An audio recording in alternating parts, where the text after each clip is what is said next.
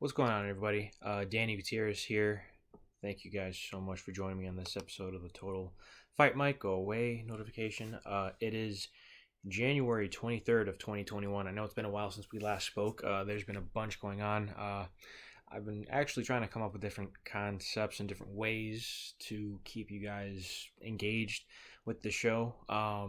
What I'm probably going to be doing is having a guest, or trying to be having a guest at least per event to see what type of perspectives I can get from people with different specialties and different styles. So like wrestler's perspective, a boxer's perspective, a kickboxer's perspective, a actual karate striker's perspective, a taekwondo kicker's perspective, a distance control perspective from all those different styles, etc. Um, Stuff like that I'm working on, or I'm thinking about introducing a few things, a few people here or there, but I'm trying to kind of see what I could see if there's something different I can bring to you guys. So I want to thank you guys so much for joining me on this episode. You're not obligated to, but please leave a like, share, and subscribe. It really helps us out when you do. Thank you so much to my editor, Patrick Loznicki, for all of this. This is super last minute, but here we go. So we had 3 fights in a row in a week, basically, in the span of 7 days. So it was Calvin Kattar versus Max Holloway, and then this past Wednesday we had Michael Chiesa versus Neil Magny, and today we have the main event of Conor McGregor versus Dustin the Diamond Poirier. It's a rematch, and honestly, I can't even call it McGregor versus Poirier 2. It was 7 years ago, and both guys have actually have their UFC careers have flourished. If you're a really big fan of Dustin Poirier and you've been following him since his Fightville documentary, since the WEC days, I first watched him fight when he fought Josh Grisby, and Josh Grisby was the man at the time. And Dustin Poirier was at featherweight, and he cleaned out featherweight until he had some ups and some downs against guys like the Korean Zombie Chan Sung Jung and guys like Cub Swanson, and then ultimately McGregor. And then he moved back up to lightweight and had some a great success up there. His only loss was to Michael Johnson. And again, Khabib Nurmagomedov, the absolute best lightweight, consensus best lightweight in the world that we know. But the thing is that Conor McGregor would go on this run and would defeat Jose Aldo in 13 seconds, and then would move up 2 weight classes, lose to Nate Diaz, and then rematch him, and then fight Eddie Alvarez, and then get both belts, and then become a double champion in both belts, and then there was nothing after that. It wasn't as if he had plateaued, but he had moved. He'd moved concentrations from MMA to boxing, and he did the fight with Floyd Mayweather. And I'm gonna be honest with you. If you put money for Conor McGregor to win,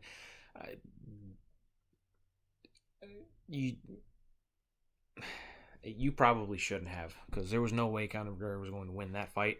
Unless it was in the octagon, there was no way Conor McGregor was going to outbox the best boxer that we've seen in the lower weight classes, if not the best defensive boxer in the past 100 years. After that, it was a very long layoff that he took, and then he came back for Khabib, and then another long layoff, and then he fought Donald Cowboy Cerrone. There was a little bit of how would you put this? There was a little bit of inconsistency with Conor McGregor's fight career, and then he had the litany of legal problems outside of his fighting career, and the accusations. I'm not here to talk about that, but the problem is that Conor McGregor, with his fighting career, it had been very inconsistent, whereas Dustin Poirier had been very consistent.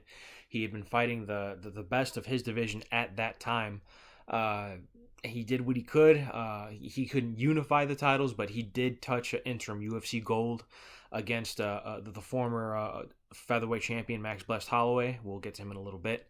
But the co-main event for that is the longtime Bellator stablemate Michael Chandler finally transitioning over to the UFC He's taking on a guy by the name of Dan the Hangman Hooker. If you guys don't know who Dan Hooker is, Dan Hooker's a very tall, very long, very lanky New Zealand kickboxer from City Kickboxing. That is ran by a gentleman by the name of Eugene Merriman. City Kickboxing is the home of guys like Israel Adesanya, Kai Kara France, Dan Hooker's another guy, and the current featherweight champion in Alexander Volkanovski, whenever he's not in Australia, he does travel to New Zealand for a few weeks to specifically train that City Kickboxing. So they've got some pretty good training partners there. It's very high level training partners that they have there for Dan Hooker to work with. But so does Michael Chandler. Michael Chandler's, I believe, the 2-time or 3-time Bellator lightweight champion. He's knocked out Benson Henderson. He's had those crazy wars with Eddie Alvarez. He's knocked out Patricky Pitbull. He's fought Patricio Pitbull. He's pretty much ran through the ringer at 155 pounds in Bellator. I believe he had his second or third fight there. He's pretty much put in his... he's established his mixed martial arts tenure with Bellator. Now, excuse me, guys. It gets to this point where if you look at different organizations and different champions across different weight classes and these different brackets, where it comes to mind who's the best in the world, who's actually the best in the world, who's the best 155er, who's the best. And that's the problem with all these other belts and sanctioning bodies in boxing. You have the IBF, the IBO, the WBA, WBO, WBC, Lineal, Ring Magazine. It's just, those are different belts, and it's just a mess. You could look at these websites, and the websites on these boxing, the championship brackets on these boxing websites are outdated. And it's 2021. There are 2 boxing heavyweight champions right now. There's Anthony Joshua, AJ, and there's the Gypsy King and Tyson Fury. The heavyweight boxing scene right now is in the UK, no matter how you look at it. When it comes to mixed martial arts, when you see moves like Demetrius Mighty Mouse Johnson getting traded for Ben Askren for the UFC from one championship and vice versa. Sorry if you can hear my dog. You see the level of competition basically play out. Ben Askren was undefeated at one point in time, but he couldn't necessarily hack it at the UFC level. Demetrius Mighty Mouse Johnson is one of the longest. It was one of the longest, if not the longest, reigning champion in UFC history. Especially featherweight or flyweight history, 125 pounds. After he had that very controversial split decision loss to Henry Cejudo, he got traded by one championship, and he won a tournament over there, and he's got a belt. It's huge belt. He's their champion over there, but he had some trouble because he's fighting 10 pounds north at 135 pounds. So with Michael Chandler coming over to fight Dan Hooker's a beast, man, and he just came off of a fight of the year contender with Dustin Poirier. Michael Chandler loves to sit low. He's got very thick legs. He's a very thick individual. He's short and stocky. He looks like an 80s action figure, man, like very strong, power in both of his hands. He's got some pretty decent kicks. He doesn't use them often, but I think he's got a pretty decent body kick that a lot of guys don't see coming. But that low, he loves utilizing a power double or a power single. He loves driving into the hips, angling low so that he can get those legs out from underneath his opponent's butt, so that they can't balance themselves and they end up on their backs. There was a Japanese Brazilian jiu-jitsu gentleman. I'm forgetting his name, but he used to fight at 145, and he can no longer fight at 155. I forget his name, but Michael Chandler just had his way with him, basically, in the garden. He was a high-level Brazilian jiu-jitsu practitioner. So we haven't seen Dan Hooker fight off of his back too much. If Dan Hooker has gotten taken down, he usually does pretty good at getting back to the fence and cage walking and utilizing the shoulders to get back to your feet. Dan Hooker does have very heavy hips, for a very tall guy. Another guy that fought on 145 pounds and is having success in 155 pounds, bar none.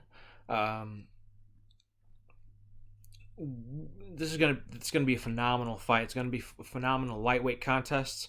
It is there was somebody at the UFC press conference. If you're into that sort of media thing, if you'll look up on YouTube the UFC 257 press conference, there was a gentleman that basically said this is basically an unofficial lightweight tournament, especially with Dana White talking to Khabib Nurmagomedov about coming back.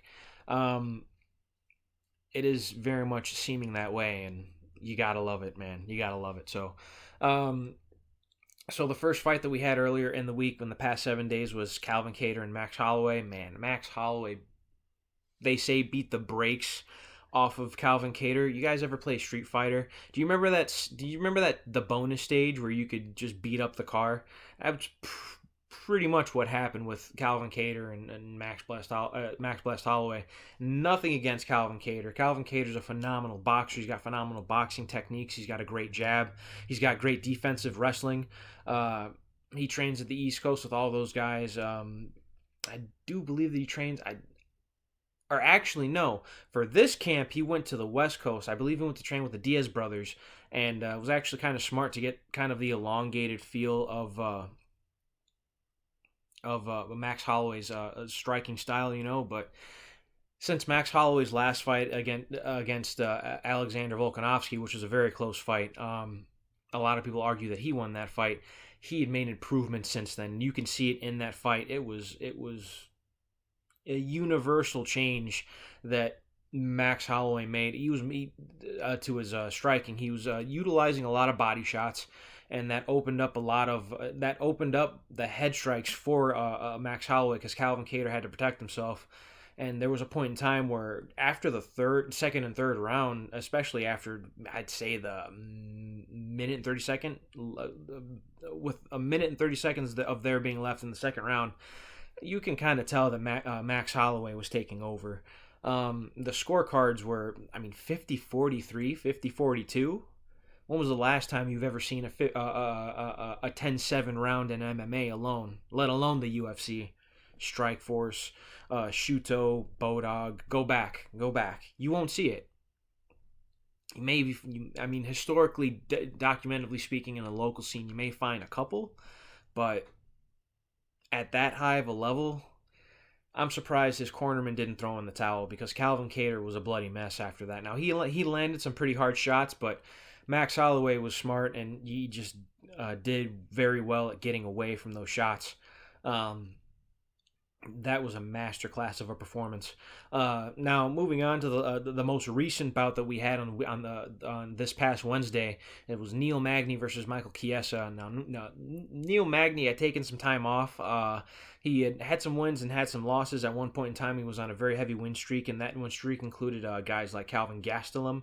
And then he fought Damian Maia and guys like Rafael dos Anjos, those championship-level guys, and those high-level Brazilian Jiu-Jitsu guys, and he unfortunately, he didn't make it. He didn't make it through. He didn't make the cut, if you will. Michael Chiesa is another one of those guys that fought on 155 pounds, and he's an Ultimate Fighter winner. He actually choked out Ali Aquinta to win the Ultimate Fighter. But at 155, he was struggling quite a bit. His last fight at 155 was against somebody who's not in the UFC anymore, and that's former UFC lightweight champion and Anthony Showtime Pettis. Sorry if you guys can hear my dog. Excuse me, guys. Excuse me, guys. Jeez. I had some Panera bread and a Chipotle chicken flatbread pizza, and holy cow. It was delicious, but whew. Oh, acid reflux. Excuse me, guys. Anyways, Michael Chiesa is another one of those guys that has benefited from moving up 15 pounds and not depriving himself of the nutrients. You hear horror stories of Dustin the Diamond Poirier. Basically, his entire training camp was him dieting and him basically just having to show up to the fight to fight. He made some changes and won an interim UFC title. So making changes to outside of your fighting career that could actually help benefit it, could help you in the long run. Can help you make some changes, and you would actually see. I guess, evidently, you will actually see those changes come to fruition. Um, Michael Chiesa has been on a win streak. I believe he's undefeated at 170 pounds. He beat Rafael dos Anjos. He beat Carlos Condit. He submitted, or no, he just out grappled Rafael dos Anjos. He submitted Carlos Condit. Uh, with Michael Chiesa coming into this fight, coming into that bout with Neil Magny, I believe they were 9-8. They in the rankings. Stylistically speaking, they were very different. Michael Chiesa can strike, but he's got a high level Brazilian Jiu-Jitsu game.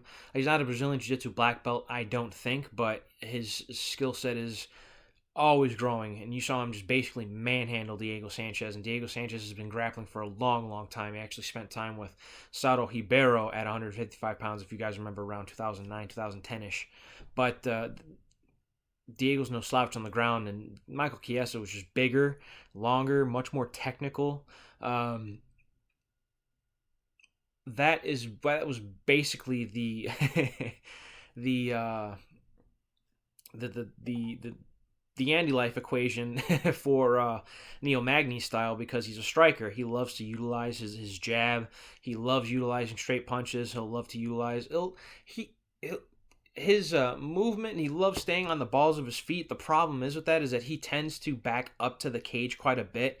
He'll want to bait. It'll seem as if he'll want to bait his opponent with his jabs, and he'll want to angle off with his hooks and get his opponent up against his opponent's heels up against the cage. It's very difficult to do that in an MMA cage because the brackets are wider, or the posts are wider, so to speak. There's much more of an obtuse angle to get away from, whereas the ring in a square in a boxing bout, the boxing ring, you have a 90-degree angle to try and defensively evade from somebody. It's very difficult. So that's why a lot of boxers can weaponize the corners in those rings. You'll see Neil Magny do that on his winning streak against guys like guys like Calvin Gastelum, and that was just a masterclass of basically what he was able to do on the feet. But in his Santiago Ponzinibbio fight, Santiago Ponzinibbio just basically was bullying him around and was keeping good forward pressure, and then he caught him with the right hand at I believe it was towards the end of the fight.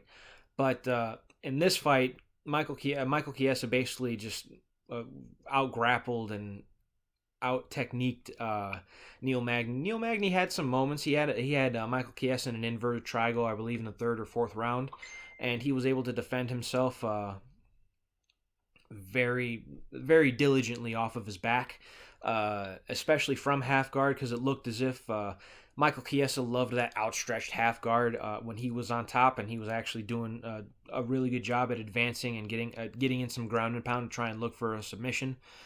And like I said, Neil Magny, his grappling defense, his Brazilian Jiu-Jitsu defense has improved since his fights with Rafael dos Anjos and Damian Maia. He was actually submitted by both guys, actually. He was choked out. I believe they were both by arm triangle. But since those fights, I believe Neil Magny actually went to seek Brazilian Jiu-Jitsu guidance from Damian Maia, and you saw that in his defensive grappling ability. He had some really good scrambles too. He probably shouldn't have counter-grappled. He probably should have just done his best to fight back to his feet and then find his feet back to the center of the octagon, but it was a very close fight. You could see that Michael Chiesa was ahead on the scorecards, but Neil Magny was fighting back and doing a really good job at defending himself. So it was a unanimous decision win for Michael Chiesa. I would consider it a close fight because of the fact that Neil Magny had his moments on the ground as well, which was very surprising. But that's that. So those are the 3 fights. Thank you guys so much for joining me on this episode of the Total Fight Mike. Enjoy UFC 257. Again, you guys are not obligated to, but please share, like, and subscribe. Thank you so much to my editor, Patrick Loznicki. I will see you guys in the sequel. Bye, everybody.